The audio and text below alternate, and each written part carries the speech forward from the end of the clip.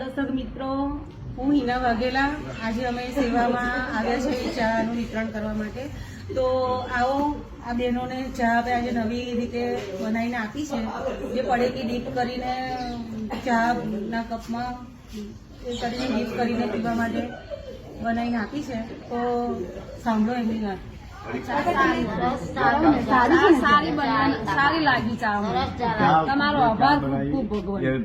પરમાણુની પડીકી નાખીને આવી અને આવી ચા માટે 200-300 ચા પીધેલી છે. અને કામ માટે આપણી દુકાન ફૂલની ધોળકાર લારી છે, ચોકડી ઉપર ફૂલની લારી. નમસ્કાર. મજૂરી વાળા છે પણ ચા મસ્ત